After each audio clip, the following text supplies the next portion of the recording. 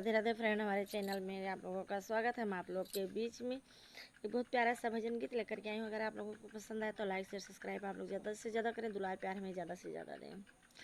तोहरे भरोसे मैया डूबल हमारी नैया, हो कि खे के नैया ना हो लऊ तू ना दिया के तिरवा, हो कि खे के नैया ना हो लऊ तू खे के री नैया, हो कि नदिया तिरवाना।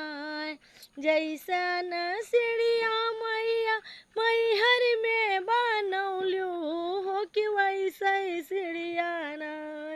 जैसा न सीढ़िया मैया मैहर में बनौलू, हो कि वैसन सीढ़िया ना।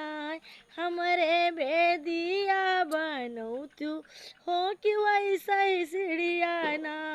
हमरे बेदिया बनौ तू, हो कि वैसे सीढ़िया ना। जैसा न सीढ़िया मैया मैहर माँ बनौलू, हो कि वैसे सीढ़िया ना। हमरे बेदिया बनौ तू, हो कि वैसे सीढ़िया ना।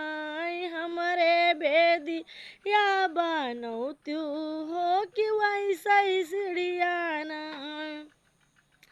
तोहरे भरोसे मैया डूबल हमारी नैया, हो कि खे के नैया ना, हो कि खे के नैया ना हो लऊ तू ना दिया के तिरवा, हो कि खे के नैया ना लऊ तू ना दिया के तिरवा, हो कि खे के नैया ना।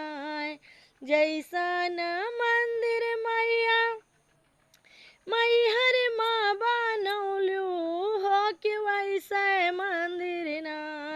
जैसा न मंदिर मैया विंध्याचल बनौलू, हो कि वैसे मंदिर ना। हमरे बेदिया बनौ तू, हो कि वैसे मंदिर ना। हमरे बेदिया बनौ तू, हो कि वैसे मंदिर ना। जैसा न मंदिर मैया विंध्याचल बनौलू, हो कि वैसे मंदिर ना। हमरे बेदिया पर बनौ तू, हो कि वैसे मंदिर ना। हमरे बेदिया पर बनौ तू, हो कि वैसे मंदिर ना।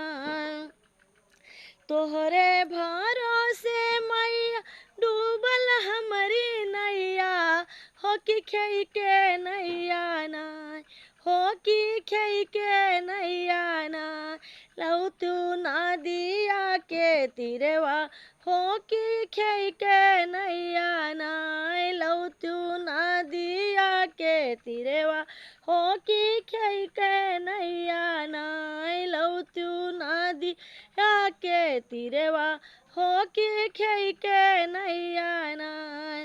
अरे जैसा न दर्शन मैया भगतन का देहलू, हो कि वैसे दर्शन ना, हो कि वैसन दर्शन ना। मैया हम का तू देतू, हो कि वैसे दर्शन ना।